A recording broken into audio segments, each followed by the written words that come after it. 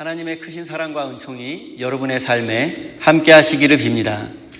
오늘은 하늘에서 비처럼 내리는 양식, 만나라는 제목으로 함께 하나님의 말씀을 나누겠습니다.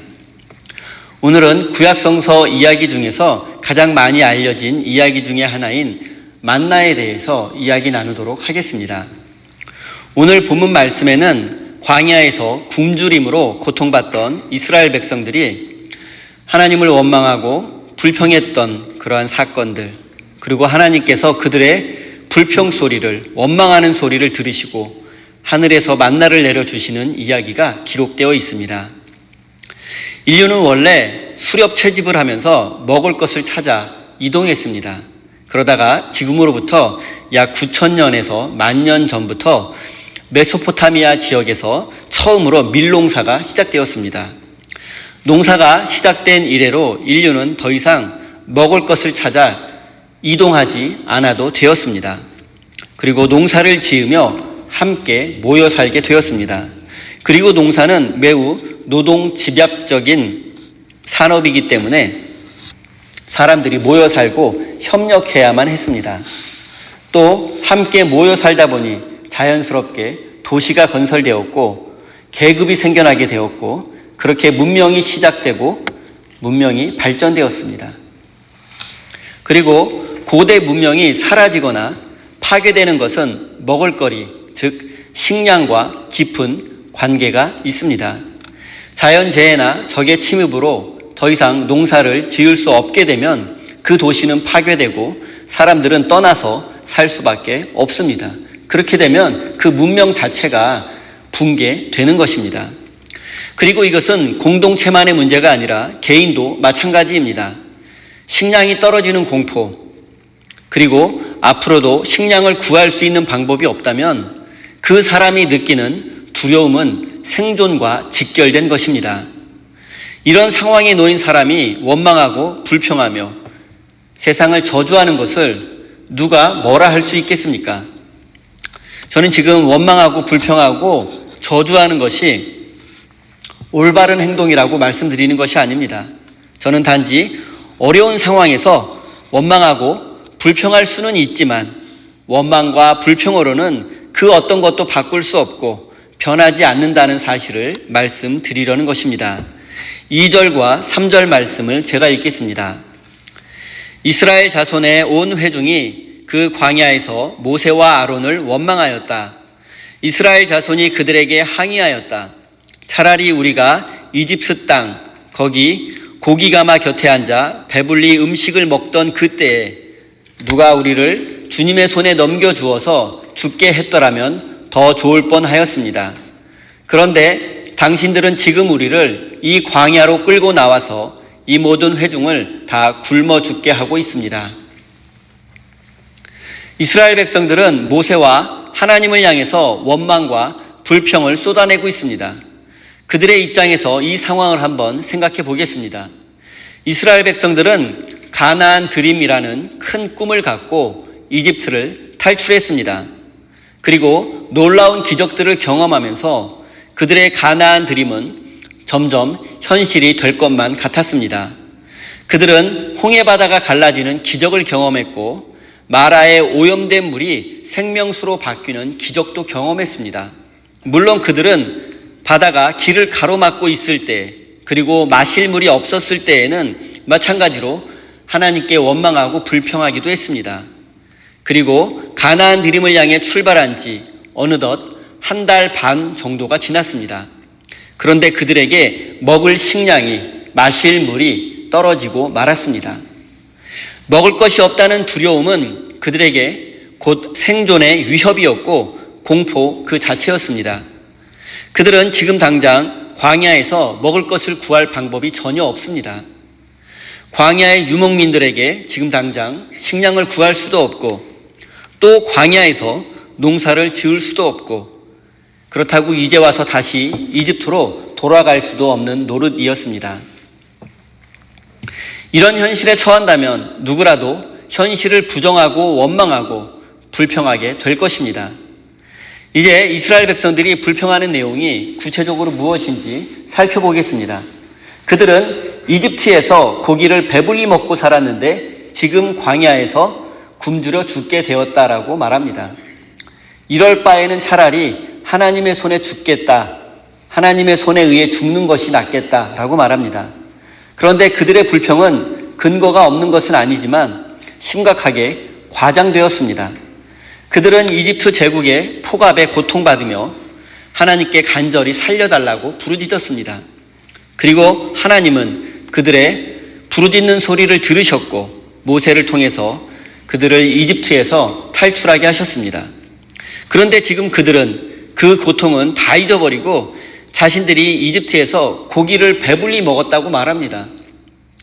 그들은 어쩌면 파라오의 생일과 같은 국경일에 푸짐한 음식을 1년에 한두 번 정도는 먹었을 것입니다. 하지만 그들이 고기를 배불리 먹었다는 것, 늘상적으로, 일상적으로 배불리 먹은 것처럼 말하는데 그것은 과장이고 거짓말입니다. 자신들의 힘겨웠던 경험은 이야기하지 않고 오직 1년에 한두 번 고기 먹었던 것만 생각합니다. 또한 그 끔찍한 세월을 아름다운 시절로 미화하고 있습니다. 하지만 이것도 인간의 연약함을 생각하면 이해할 만합니다. 그리고 만약 이스라엘 백성들이 광야에서 이렇게 배고픔이라는 생존의 위협을 받을 것을 예상했더라면 그들은 결코 출애굽을 시작하지도 않았을 것입니다.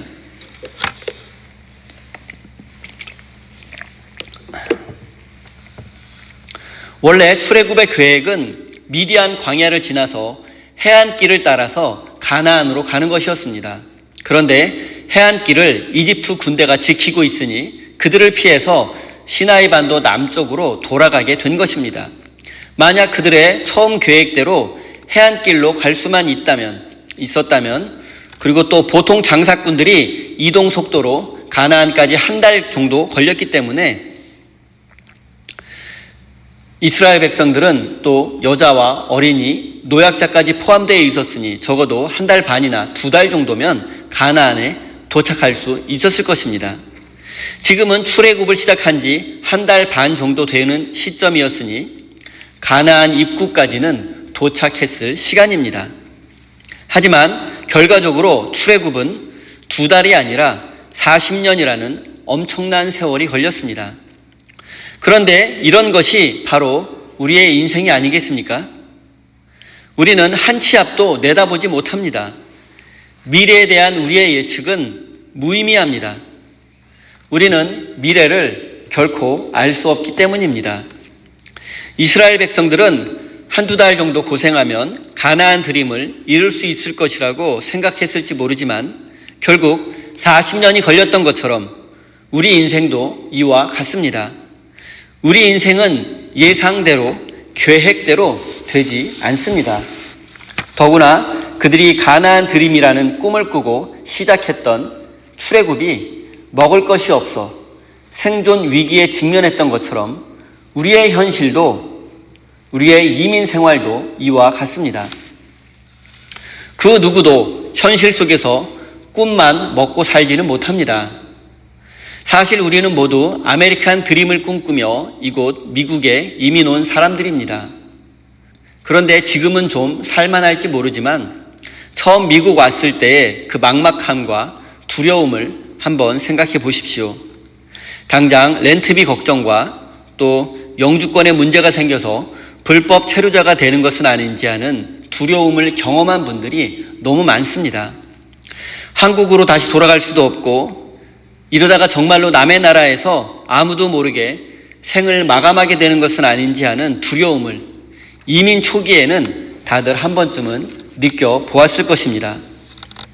여러분, 이렇게 두려웠을 때 여러분의 심정은 어떠했습니까?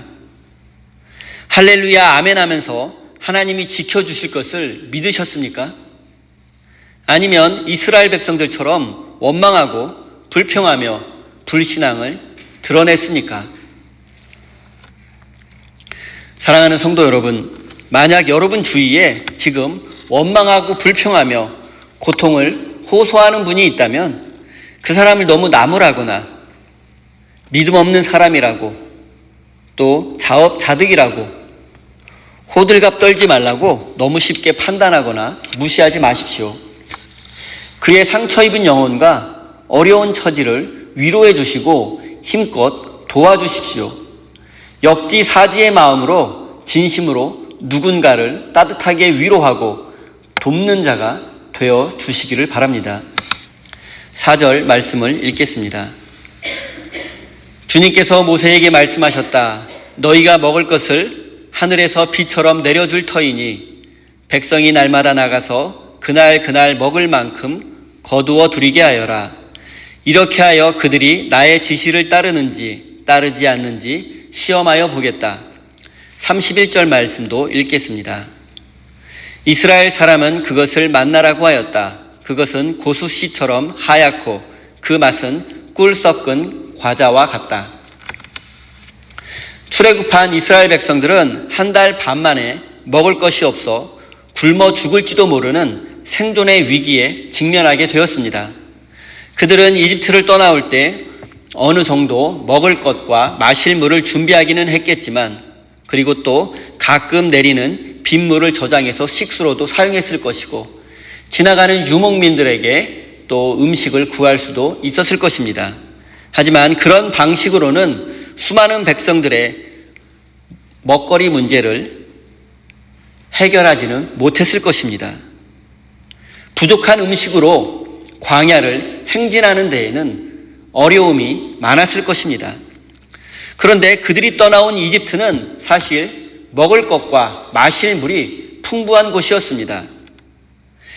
이집트의 나일강 삼각주 지역은 지금도 전 세계에서 가장 풍요로운 곡창지대로 알려진 땅이기도 합니다. 당시 나일강은 생명의 원천이었습니다. 이스라엘 백성들은 그리고 그 나일강 근처에서 살고 있었습니다. 이스라엘 백성들은 그곳에서 비록 소수민족으로 차별을 받기는 했지만 먹을 것과 마실 물 걱정은 하지는 않았습니다. 그런데 지금은 생명 유지의 가장 근본이 되는 먹거리에 문제가 생겼으니 그들이 불평하지 않을 수 없는 상황입니다. 백성들이 못 살겠다고 불평하자 하나님은 모세에게 하늘에서 내리는 양식을 주겠다고 말씀하십니다. 그리고 이것이 바로 그 유명한 만나와 메추라기입니다. 메추라기는 이집트와 지중해 지역을 봄, 가을에 이동하는 철새입니다. 그리고 이 철새 무리가 시나이 반도를 지날 무렵에는 매우 낮게 날아서 사람이 서서 잡을 수도 있었다고 합니다. 이스라엘은 이 새들을 잡아 먹을 수 있었습니다. 그리고 만나는 광야의 지면에 흰 서리가 땅을 덮은 것처럼 보이는 가는 쌀아기 같은 것입니다. 그리고 이것의 맛은, 이 만나의 맛은 꿀 섞은 과자와 같습니다. 이것을 처음 본 백성들은 이것의 정체를 알지 못해서 이것이 무엇이냐가 히브리어로 만후, 만나입니다. 만나라는 이름이 이것이 무엇이냐라는 것에서 유래되었습니다. 그리고 만나는 지금도 시나이 반도에서 흔히 발견됩니다. 성서학자들의 설명에 의하면 만나는 벌레의 침을 통해서 나오는 그 벌레의 분비물이 땅에 떨어진 것이라고 합니다. 그런데 밤이 되면 기온이 떨어지니까 그것이 이제 얼어버리고 딱딱하게 굳어버려서 이제 아침이 되면 그것을 다 이렇게 모아서 먹을 수 있었습니다. 지금도 사막의 유목민, 베두인이라고 불리는 유목민들은 시나이 반도에 가면 아침에 이거 이제 만나를 간식으로 이렇게 모아가지고 간식으로 먹습니다. 그리고 재미있는 것은 해가 뜨고 온도가 조금이라도 오르게 되면 곧 녹아버리고 썩어서 냄새가 나서 먹을 수가 없습니다. 그러니까 만나는 오랫동안 보관할 수 있는 음식이 아닙니다. 그런데 놀라운 것은 만나 사건이 백성들의 불평으로부터 시작되었다는 점입니다. 여러분 이렇게 막 원망하고 불평하고 이제 하나님 차라리 나를 죽여주십시오 막 이렇게 하면 이제 우리 생각에는 하나님도 좀 이렇게 화가 나셔가지고 하늘에서 뭐 벼락은 아니더라도 좀 혼 좀 내주시고 정신 바짝 들도록 뭐 이렇게 한번 해주실 법한데 하나님은 은혜롭고 자비롭고 노하기를 더디하셔가지고 그 불평하는 소리를 다 들으십니다. 배고프다 그러니까 이제 또 먹을 걸 주시는 거예요. 바로 얼마 전에 한번 생각해 보세요. 바다가 가로막고 있어서 불평하니까 바닷물을 갈라주시고, 마실 물이 없다고 하니까 마라의 쓴물을 고쳐주시고, 또 조금 더 가니까 오아시스를 또 예비해 두셨고, 또 이제 먹을 것이 없다고 하니까 만나와 메추라기를 주시고. 근데 이제 좀 우리가 생각해 볼 게, 이렇게 원망하면, 우리가 불평하면, 우리가 신세 한탄을 하면 하나님이 문제를 해결해 주시는가? 라고 생각할 수 있다는 점입니다. 만나는 생존의 위기에 처한 백성들에게 누가 뭐래도 응답이고 축복이고 은총이었습니다. 그런데 이런 축복과 은총이 불평에서부터 기인했다는 사실이 좀 이상합니다.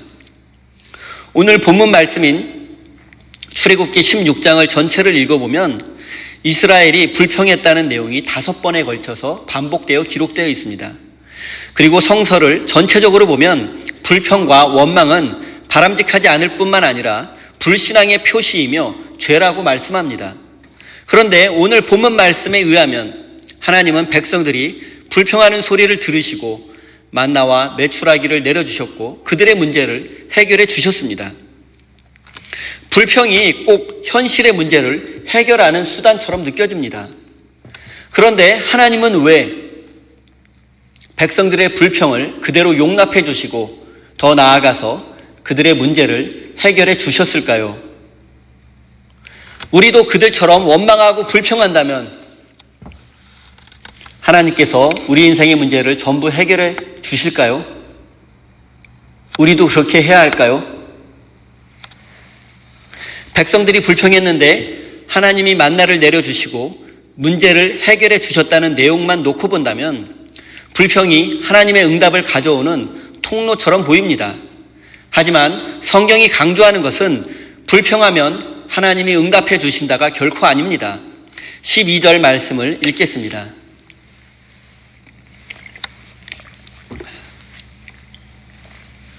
나는 이스라엘 자손이 원망하는 소리를 들었다. 너는 그들에게 너희가 저녁이 되면 고기를 먹고 아침에는 빵을 배불리 먹을 것이다. 그렇게 될 때에 너희는 나 주가 너희의 하나님임을 알게 될 것이다 하고 말하여라. 저녁이 되면 고기를 먹고, 이 고기는 메추라기입니다. 그리고 아침이 되면 배불리 먹는 빵, 그것은 만나입니다. 그리고 출애굽기 기자가 강조하는 것은 만나와 메추라기를 먹을 때 나 야훼가 너희의 하나님임을 알게 될 것이다 라고 말씀합니다. 그러니까 성경이 강조하는 것은 만나와 메추라기라는 은총의 사건을 통해서 백성들이 하나님을 하나님으로 알고 믿게 될 것이라는 사실입니다. 거꾸로 얘기하면 먹을 것이 없다고 불평하는 것은 야훼가 하나님임을 부정하는 것입니다. 원망하고 불평하는 것은 하나님이 하나님 되심을 거부하는 것입니다. 성경이 강조하는 것은 만나가 하늘에서 내려서 백성들이 배불리 먹었다가 아닙니다. 만나를 먹고 나서 그들이 하나님을 하나님으로 인정하고 신뢰하게 되었다. 만나를 먹은 백성들이 하나님을 만나고 하나님의 은혜를 경험했다는 사실입니다. 만나 사건을 통해서 우리가 깨달아야 할 것은 바로 야훼가 하나님이다. 하나님이 하나님이다라는 진리입니다. 이스라엘 백성들은 하나님을 하나님으로 믿지 못했습니다. 그래서 삶이 힘겨울 때마다 원망하고 불평했습니다.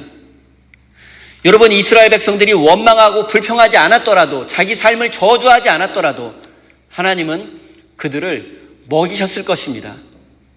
하나님은 그들을 살려주셨을 것이고 그들을 구원해 주셨을 것이고 약속의 땅으로 인도해 주셨을 것입니다. 원망하고 불평했기 때문에 응답하신 것이 아니라 하나님이심을 알게 하려고, 하나님이 너희의 하나님이심을, 너희를 구원하는 하나님이심을 다시 한번 깨닫게 해 주시려고 만나라는 은총을 내려 주신 것입니다. 오해는 하지 마십시오. 먹을 양식이 없는 것과 같은 생존의 위기가 별거 아니라고 말씀드리는 것은 결코 아닙니다. 실업자가 되고 사업이 망했다고 생각해 보십시오. 이런 경우 누구라도 삶을 잃어버릴 수 있습니다. 그리고 이런 절망적인 상황이 우리를 고통으로 몰아가는 것은 사실이지만 원망과 불평은 기본적으로 불신앙이라는 사실을 잊지 말아야 합니다. 야훼가 하나님이라는 사실을 확신하지 못하기 때문에 우리가 원망하고 불평하게 되는 것입니다. 하나님이 나의 하나님이시고 하나님이 나를 구원해 주시고 약속의 땅으로 나를 인도해 주실 것이고 지금 내가 굶주림에 있지만 하나님이 나를 먹이실 것이고 내가 지금 목말라 하지만 하나님이 내 갈증을 해결해 주실 것을 믿는다면, 하나님을 하나님으로 믿는다면 그 사람에게는 더 이상 원망과 불평이 없을 것입니다. 자, 이제 그럼 야훼가 하나님이다, 하나님이 우리의 하나님이다 라는 사실을 확실하게 믿는다라는 것이 무슨 뜻인지 한번 생각해 보겠습니다. 여러분, 하나님이 하나님이심을 믿는 것, 여러분 이것은 기본적으로 하나님의 약속을 믿는다는 뜻입니다. 지금 광야의 백성들에게 하나님의 약속은 가나안 땅에 들어가는 것입니다. 가나안 드림. 그 땅은 젖과 꿀이 흐르는 풍요로운 땅입니다. 하나님은 그 땅을 이스라엘 백성들에게 주신다고 약속하셨고 그곳으로 가라고 명령하셨고 지금 그들을 그곳으로 인도하고 계십니다. 그런데 문제는 가나안 드림은 미래에 이루어진다는 사실입니다. 하지만 지금 현재의 삶은 고통스러운 광야입니다. 가나안 드림을 향한 하나님의 약속을 확실히 믿는 사람은 광야에서의 삶이 비록 힘들기는 하겠지만 하나님께 원망하거나 불평하지 않습니다. 자기 삶을 저주하지 않습니다. 차라리 이집트로 돌아가는 게 낫겠다고 말하지 않습니다. 차라리 여기서 죽는 게 낫겠다고 말하지 않습니다. 사랑하는 성도 여러분, 우리도 광야와 같은 인생길을 걷고 있습니다. 그리고 우리에게 가나안 드림, 곧 하나님의 약속은 예수 그리스도를 통해서 주어지는 영원한 생명입니다. 부활 생명, 구원입니다. 하지만 하나님께서 약속하신 영원한 생명과 구원이 우리의 삶에 이미 시작하기는 하였지만 아직 완성되지 않았고 미래에 완성될 것입니다. 그래서 하나님의 구원과 영원한 생명이 손에 잡히지 않고 멀게만 느껴지는 것입니다. 구원받은 것 같기는 한데 구원의 능력이 나에게 나타나지 않습니다. 영원한 생명을 믿기는 하는데 내가 지금 영원한 생명을 살고 있는 것 같지는 않습니다. 왜 그렇습니까? 아직 우리의 구원과 영원한 생명이 완성되지 않았기 때문입니다. 우리의 구원은 하나님의 시간이 되면 우리의 생이 마감하는 날, 하나님을 다시 만나게 되는 날, 또는 예수님이 다시 오시는 날, 그때 우리의 영생과 우리의 구원은 완성될 것입니다. 그때 우리는 더 이상 불안해하지 않고 두려워하지 않게 될 것입니다. 우리는 때로 불안해하기도 하고 두려워하기도 하며 원망하기도 하고 불평하기도 합니다. 왜냐하면 현재 광야의 목마름이 우리의 삶을 지배하고 있기 때문입니다. 하지만 우리가 믿음의 눈으로 주변을 바라본다면 우리 주위에는 영적인 만나가 널려 있습니다. 신명기 8장 3절을 제가 읽겠습니다. 신명기 8장 3절입니다. 주님께서 당신들을 낮추시고 굶기시다가 당신들도 알지 못하고 당신들의 조상도 알지 못하는 만나를 먹이셨는데 이것은 사람이 먹는 것으로만 사는 것이 아니라 주님의 입에서 나오는 모든 말씀으로 산다는 것을 당신들에게 알려주시려는 것입니다. 여러분, 이스라엘 백성들 광야에서 굶주림으로 고통받고 있습니다. 그 백성들에게 하나님은 만나를 먹이셨고 하나님이 만나를 먹이신 이유는 사람이 먹는 것으로만 사는 게 아니라 하나님의 입에서 나오는 말씀으로 사는 것임을 알려주려는 것입니다. 여러분, 우리는 이 세상에 있는 만나만으로 살 수 없습니다. 하나님의 입에서 나오는 하나님의 말씀이야말로 영원한 만나입니다. 신명기 기자는 만나에 대해서 이렇게 기록했습니다. 하나님께서 당신들에게 만나를 먹이신 것은 사람이 떡으로만 사는 것이 아니라 하나님의 말씀으로 산다는 것을 알려주시려는 것입니다. 이것은 만나의 기적, 만나의 은총을 경험한 사람들의 삶의 자세에 대해서 이야기하는 것입니다. 만나를 먹고 하나님의 은혜를 경험한 사람들은 계속해서 만나를 달라고 기도하지 않아도 됩니다. 하나님은 우리에게 매일 만나를 주실 것이기 때문입니다. 하나님께서 백성들에게 만나를 주신 이유는 그들이 만나만으로 사는 것이 아니라 하나님의 말씀으로 살아야 한다는 것을 깨닫게 해주기 위해서입니다. 여러분, 우리가 만나가 없으면 죽을 것 같죠? 만나가 없어도 죽지 않습니다. 하나님은 우리에게 끊임없이 먹을 것을 공급해 주실 것이기 때문입니다. 만나보다 더 중요한 것, 영원한 만나는 하나님의 말씀이라는 사실을 우리가 잊지 말아야 합니다. 만나가 없는 생존의 위기 속에서도 하나님께서 먹이시고 살리실 것을 믿는 것, 하나님을 신뢰하는 것, 그것이 바로 하나님께서 우리에게 만나를 주신 이유입니다. 사랑하는 성도 여러분, 우리에게 만나가 필요하면 하나님은 우리에게 만나를 주실 것입니다. 하지만 중요한 것은 만나 그 자체가 아니라 만나를 통해서 하나님을 신뢰하는 법을 배우는 것입니다. 만나를 먹고도 하나님을 신뢰하지 못한다면 그것보다 어리석은 일은 없습니다. 인생의 위기 속에서 만나를 달라고 기도하는 것도 중요하지만 만나를 먹고도 하나님을 신뢰하지 못한다면 그것보다 더 허망한 일은 없을 것입니다. 요한복음 6장 48절의 말씀을 보면 이런 말씀이 있습니다. 예수님께서 오병이어의 기적을 행하신 후에 사람들에게 만나에 대해서 말씀하시면서 이런 말씀을 하셨습니다. 나는 생명의 빵이다. 너희의 조상은 광야에서 만나를 먹었어도 죽었다. 그러나 하늘에서 내려오는 빵은 이러하니 누구든지 그것을 먹으면 죽지 않는다. 나는 하늘에서 내려온 살아있는 빵이다. 이 빵을 먹는 사람은 누구나 영원히 살 것이다. 나의 줄 빵은 나의 살이다. 그것은 세상에 생명을 준다. 나는 생명의 빵이다. 이제 다른 말로 하면 나는 생명의 만나다. 진짜 만나는 예수 그리스도이십니다. 광야와 같은 인생을 살고 있는 우리에게 만나는 반드시 필요합니다. 먹고 사는 문제가 해결되지 않으면 누구라도 두려움에 빠질 수밖에 없습니다. 하지만 만나를 매일 먹고 또 아무리 많이 먹어도 또 아무리 많이 만나를 쌓아두어도 결국 우리는 죽음을 피하지 못하고 하나님의 심판을 피할 수 없습니다. 만나는 광야와 같은 인생을 살아갈 때에만 필요한 것입니다. 그것이 우리 인생의 문제를 완전히 해결해 줄 수 없고 우리에게 영원한 생명을 줄 수도 없습니다. 그런데 여러분, 이 세상에서의 만나에 목매고 사는 사람들이 얼마나 많습니까? 그리스도인들도 예외는 아닙니다.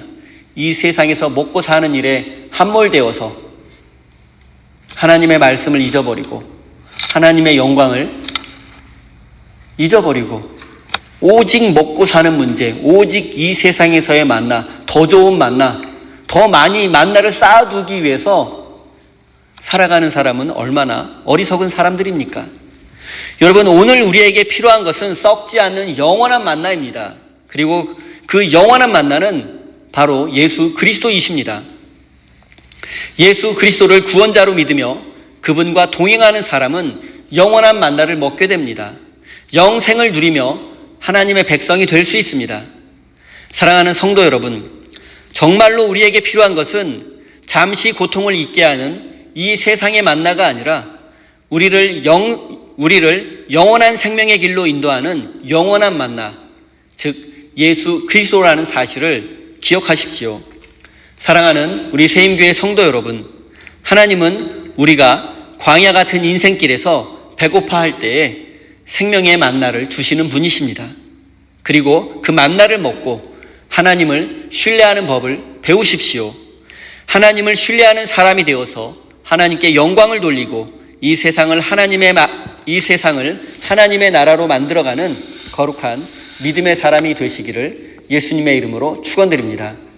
기도하겠습니다. 하나님, 우리는 먹을 것이 없는 생존의 위기 속에서 하나님께서 만나를 내려주시고 우리를 구원해 주실 것을 믿지 못하고 두려움 속에 원망할 때도 많았습니다. 하지만 하나님은 우리에게 하늘 양식을 비처럼 내려주셨고 지금 여기까지 우리의 삶을 인도하셨습니다.